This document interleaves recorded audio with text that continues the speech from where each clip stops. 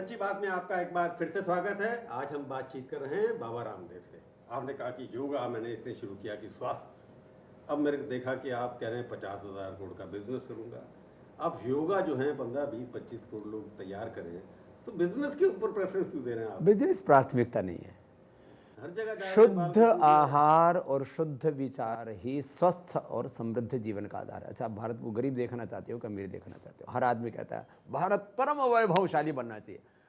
भारत का जब तक एक एक इंसान अमीर नहीं बनेगा, देश कैसे समृद्ध हो जाएगा? एक तरफ कहते हैं मेरा भारत मान, मेरा भारत तो ठेके पर दारू पी रहा है, मेरा भारत तो गुटखा खा रहा है, मेरा भारत तो विदेशी कंपनियों के प्रोडक्ट इस्तेमाल कर रहा है, अपना देश लुटा रहा है। तो हमने समग्रता से चीज़ों को देखा है। हमने लोगों की सेविंग की है, लोगों के करीब करीब जो है 50% सेविंग कर रहे हैं हम। महंगाई पता नहीं कब मिटेगी या नहीं मिटेगी, बेरोजगारी गरीबी कब मिटेगा नहीं मिटेगी। हम अपनी तरफ से महंगाई बेरोजगारी गरीबी को दूर करने के लिए पुरुषार्थ कर रहे हैं। लोगों की सेविंग, देश की सेवा। मैं एक बात हूँ, कितना ही लोगों को कपालभाति अनुलोम विलोम करा लो, जब तक उनका आहार ठीक नहीं होगा तब तक कैसे परिवर्तन आएगा? बॉडी का रॉ मटेरियल तो आहार है ना। युक्त आहार विहार से युक्त चेष्ट से कर्मसु, आहार शुद्ध सत्य शुद्धि, ये सारे प्रमाण है और ये हकीकत है ना जिंदगी की। बाबा सवाल ये है कि आप यदि एक सन्यासी बिना किसी लालच के, बिना किसी स्वार्थ के, महात्मा गांधी ने स्वदेशी आंदोलन चलाया और उसके साथ स्वाधीनता को जोड़ा। महात्मा गांधी ने खादी की फैक्ट्रियां अच्छा, खादी की फैक्ट्रियां लगवाई, अभी भी लग रही हैं। और महात्मा खुद चलाते थे, खुद चरखा काटते थे और खुद चलवाते थे। आज तक भी महात्मा गांधी की खादी सब्सिडी पे चल रही है। महात्मा गांधी स्वदेशी का काम करें तो महात्मा और राष्ट्रपिता। अरे मैं राष्ट्रपुत्र तो हूं, मैं जो काम कर रहा हूं, दिन में पिता की कैटेगरी में आ जाएंगे अभी। वो आए। देखो देखो, मैं आपको बात कह रहा हूं, ये जो हमारे देश के अंदर एक सोच हमें पैदा करनी पड़ेगी कि भाई इस देश को हमें समृद्ध बनाना है। मैं आपकी बात सहमत हूं। देश को हमें आगे बढ़ाना। विदेशी कंपनियां इस देश का क्या फायदा कर रही है? मैं आपसे पूछता हूं, लक्स वालों ने, लाइफ बॉय वालों ने, कोलगेट वालों ने क्या किया हिंदुस्तान के लिए, खाली लूटने के सिवा? इस देश में हम जो भी प्रोडक्ट बेच रहे हैं वो लोगों को वर्ल्ड क्लास क्वालिटी के लो प्राइस पे दे रहे हैं और उससे जो प्रॉफिट हो रहा है सेवा में लगा रहे हैं। मैं कुछ और कह रहा हूं, मैं कह रहा हूं जब आप इस उद्योग में पढ़ेंगे तो अपनी सैलरी स्ट्रक्चर, मैनेजमेंट, प्रोफेशनल, क्योंकि मैंने सुना जो है सैलरी स्ट्रक्चर आपके यहाँ बहुत कम है। ना गलत बात, आप गलत सुना, संशोधन करो। बाकी उद्योगों में होता है भाई बहन भतीजावाद चलता है, आपके यहाँ भी शुरू हो गया। कोई भाई भतीजावाद नहीं। सुनो आप प्रभु जी, आपको मैं अपनी जानकारियां ठीक कर लो। हमारे यहाँ जो सैलरी स्ट्रक्चर है वो देश में जो सरकारों के द्वारा निर्धारित जो लेबर के लिए सैलरी स्ट्रक्चर होता है उससे ज़्यादा है। उनके बच्चों को हम एजुकेशन देते हैं और उनको हम हेल्थ जो है एक्टिविटीज़ उनको प्रोवाइड कराते हैं, इंश्योरेंस प्रोवाइड कराते हैं, माने जो सरकार के रूल से उससे बेहतर देते हैं। एक बात, जहाँ तक प्रोफेशनल्स की बात है, क्या प्रोफेशनल्स ऑक्सफोर्ड हार्वर्ड कैम्ब्रिज से आएंगे? क्या हिंदुस्तान में जो टैलेंट नहीं है, हमारे हिंदुस्तान में प्रतिभाएं नहीं है? अरे हमने एक नया इतिहास रचा है, हमने नई परंपराएं स्थापित की है और हमने जो देसी टैलेंट था उसको विदेशी कंपनियों के सामने खड़ा कर दिया है। डिस्ट्रीब्यूशन सिस्टम की आप बात करते हैं, उनसे बेहतर हमारा डिस्ट्रीब्यूशन सिस्टम है। कोई हमारे डिस्ट्रीब्यूशन सिस्टम में अब सुनो तो, अब अभी सप्लाई चेन में अभी आपने सुना माल कम मिल रहा है। अरे अच्छा, अब आप उल्टी बात कर रहे हो। सीधी सच्ची बात में सीधी बात कर रहे हो। तो देखो अब सच्ची बात, शहरों में पूरी चीजें अभी आपने देखा होगा करीब जो है 1 महीना पहले हमने इतना प्रचार कर रखा है, 4 वर्टिकल्स का हमने जो है वो हेड निकाला। हमारे यहाँ पर जिस परिवार में मैंने जन्म लिया उस परिवार का एक भी व्यक्ति डिस्ट्रीब्यूशन सिस्टम में नहीं है। जिसमें परिवार में आचार्य भाषण जी ने जन्म लिया, हम लोगों का, हमारा तो पूरा देश हमारा है। ब्राह्मण, क्षत्रिय, वैश्य, दलित सब हमारे पास में। आप देखो पतंजलि की विशेषता, आप जितने भी साधु संत महात्मा हैं, कुछ मठों में परंपरा है। हमारे यहाँ शंकराचार्यों के यहाँ परंपरा है, शंकराचार्य जन्म से ब्राह्मणी हो सकता है। कहीं कहीं आश्रमों में परंपरा है, वहाँ शूद्र प्रवेश नहीं कर सकता, हर की पौड़ी पर मुसलमान नहीं जा सकता। ऐसे अलग अलग जगह, अब बहुत से ऐसे मुसलमानों के मजार हैं जहाँ पर जो है ये औरतें नहीं जा सकती। बहुत से मंदिर है जहाँ पर मैंने देखा बाबा रामदेव ज्यादा मंदिरों में जाते नहीं है। अब मेरी बात सुनो, हमारा जो काम है वो साइंटिफिक है, यूनिवर्सल है और सेक्युलर है। मैं मंदिरों में जाता हूँ, मैं मस्जिदों में भी जाता हूँ, मैं गुरुद्वारों में भी जाता हूँ। मेरे लिए सारी धरती भगवान की है। मैं आपसे जब बात कहना चाह रहा हूँ, प्रभु जी आप सनातन धर्म में विश्वास रखते हैं? मैं सनातन धर्मी हूँ। सनातन धर्मी। सनातन धर्म क्या है? वही वेद सनातन धर्म है, वेदों को मानता, वेदो अखिलो धर्म मूलम। मैं पाखंड को नहीं मानता, शनि के तो राहु चढ़ाने उतारने में विश्वास नहीं करता। मूर्ति पूजा मैं जो है ये वास्तु के नाम पर लोगों को जो बहकाते उसमें नहीं मानता। मैं कहता हूँ सारा ब्रह्मांड ही भगवान की मूर्त है। ये जो एक सर्वोच्च शक्ति है, जो सर्वशक्तिमान है, सर्वज्ञ है, सर्वव्यापक भगवान, उसको एक मूर्ति में कैसे समेट सकते हैं? मूर्ति में भी भगवान है और वो सर्वत्र भी है, मैं ये मानता हूं। पर आपने तो मैं पाखंड नहीं मानता, मैं ढोंग को नहीं मानता, और मैं कहता हूं मैं सर्वसमावेशी हूं। और मैं जो आर्थिक बात करें तो आर्थिक आजादी, आर्थिक स्वाधीनता के लिए काम कर रहा हूं। मेरा जो भी कार्य है वो साइंटिफिक है, यूनिवर्सल है और सेक्युलर है। आपका सबसे बड़ा नारा था कि ये आपने शुरू किया, अच्छा काम किया, सस्ती चीजें दिलवाई, अब जो भी कर रहे हैं एम्प्लॉयमेंट मिल रही होगी लोगों को। मैं गलत क्या कर रहा हूँ? मूल जो आपके चुनाव से 2014 से पहले का एजेंडा था उसे हट गए। मेरे को ये बताओ मेरा गलत काम कौन सा है? नहीं, एक काम मेरा गलत बता दो जो मैं कर रहा हूँ। गलत नहीं कर रहा हूँ, आप भटक गए लगता है।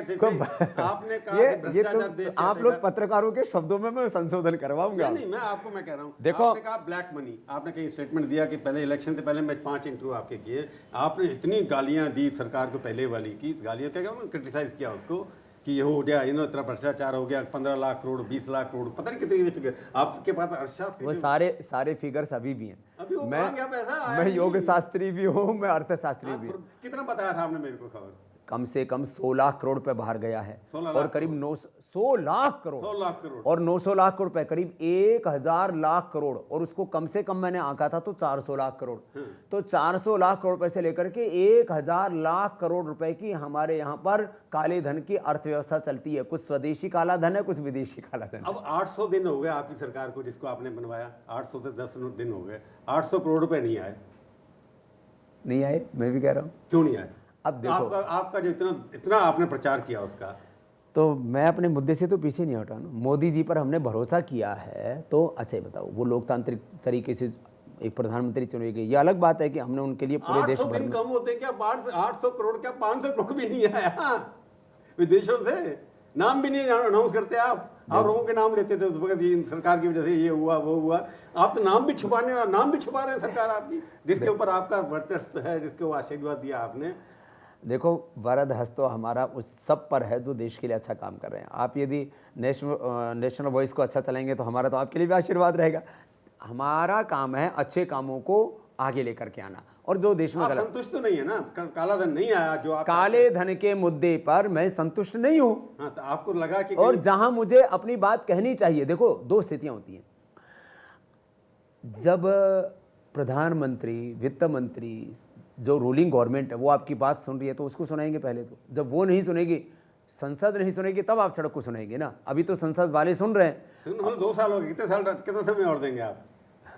काला धन नहीं आने की वजह से डर ही नहीं है किसी को। आपने वॉलंटरी स्कीम डिक्लेयर की, तब भी पैसा नहीं लोग ला रहे। देखो, काला धन, भ्रष्टाचार, व्यवस्था परिवर्तन अभी भी एक बहुत बड़ा मुद्दा है। की बातें करते हैं हमेशा। आप जब इसके लिए नहीं आने के लिए आप वित्त मंत्री को जिम्मेवार ठहराते हैं, या प्रधानमंत्री को समझते हैं, या बीजेपी को कराते हैं, या कहते हैं कि मैं फेल हो गया? देखो, जिम्मेदारी तो पूरी सरकार की सामूहिक रूप से है, और मैंने सबसे लिखवा के लिया हुआ है। काला धन लाएंगे, भ्रष्टाचार मुक्त भारत बनाएंगे, लिखित में लिया हुआ है, और सारे और मैंने वो रिकॉर्ड रखे हुए हैं। वो नहीं, मैं उसके लिखित पे और भी कुछ भी है, मैं वो भी पूछूंगा अभी आपसे। तो जो है ये सच है कि काले धन को लेकर के देश में बड़ी निराशा है। इसके अलावा सरकार ने बहुत अच्छे काम भी किए। नहीं, वो सफल हुए। आप कितने नंबर देंगे काले धन के मामले में? 100 में से बस 10 देंगे, 20 देखो देंगे? इस पूरे देश में एक बड़ा चिंतन चल रहा है कि इस सरकार ने वोट बैंक बनाने वाला कम, देश बनाने वाले काम ज़्यादा किए हैं। चाहे वो गरीबों के अकाउंट्स खोले, सब्सिडी डायरेक्ट देना, आगे अर्थव्यवस्था को ऑर्गेनाइज करना। क्योंकि ये काला धन क्यों जनरेट होता है? जब कैश में पैसा होगा और वो कहीं पर ट्रेसेबल नहीं होगा, आप उसको जांच तो नहीं सकते ना। कोई आदमी करोड़, 10 करोड़, 100, 200, 500 करोड़ लेकर कैश में घूम रहा है, आप उसको ट्रेस नहीं कर सकते। चेक और जो है उसमें क्रेडिट से। तो मैं कह रहा हूँ, चाहे देखो, किसानों से लेकर के, उद्योगों से लेकर के, और आने जो है स्किल इंडिया से लेकर के अनेक जो सरकार ने योजनाएं लॉन्च की, उसमें अभी पिछले दिनों एक भ्रष्टाचार का मामला जरूर आया, 99%, पहले 100 नंबर थे, भ्रष्टाचार से बाद में आ रहा है। 99 आप काले धन से भ्रष्टाचार पे कहाँ चले गए? माने कोई घोटाला नहीं हुआ। अभी एक चीज सामने थोड़ी बहुत आई है, अभी और इतनी भी बड़ी, आने वाली है थोड़े दिनों में। अब चलो अगली बात है। माने इसलिए मैंने कहा इस सरकार में नीयत अच्छी है, नेतृत्व अच्छा है, नीतियां भी अच्छी हैं, काले धन के मामले में निराशा है। निराशा आपको है ना, बिल्कुल जितनी अपेक्षा थी आपकी उतनी उतने उससे नीचे उतरे वो है। तो पर उसको जिम्मेवार किसी आपको लगता है जनता के साथ धोखा नहीं हुआ? देखिए 2.5 साल में अगर नहीं कर पाएंगे आप, अभी जनता की जैसी अपेक्षा थी वैसा कार्य काला धन में नहीं हुआ। नहीं हो रहा काले धन के मामले में। बाकी मामलों में आपको लगता है कि बाकी मामलों में मैंने कहा सरकार जो कार्य कर रही है वो देश बनाने वाला काम कर रही है, और मुझे विश्वास है कि जिस तरह से देखो आज मोदी जी करीब 18 घंटा एवरेज काम करते हैं आपसे ज़्यादा काम करते हैं। नहीं देखिए मैं भी उतनी देर काम करता हूँ, मैं कम क्यों करूँगा? नहीं, वो हिंदुस्तान के देखो उनके ऊपर एक राजनीतिक रूप से जिम्मेदारी है, वो हिंदुस्तान के वजीर हैं, तो मैं हिंदुस्तान का फकीर हूँ, मेरे ऊपर देश और दुनिया की जिम्मेदारी है।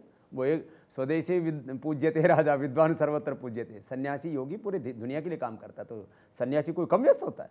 नहीं आपने कहा जैसे काला धन और है, कभी वजीर और फकीर की तुलना नहीं करनी चाहिए। चुनाव से पहले मैं आपसे 2014 से पहले बात करता, काफ़ी विषयों पर बात की थी आपसे मैंने, अभी दोबारा भी करूँगा। काले धन के मामले में आप संतुष्ट नहीं हैं, बाकी ऐसे कौन से विषय हैं जिनसे अपेक्षा थी जो कम है, ये मैं पूछूंगा एक छोटे से ब्रेक के बाद। मोदी से हमारी यही अपेक्षा है कि ये देश के सबसे कामयाब प्रधानमंत्री साबित हों, और जो करोड़ों लोगों ने इनसे उम्मीदें की हैं, जो हमने उम्मीदें की हैं और मोदी जी ने जो वादे किए हैं उन वादों पर पूरे खरे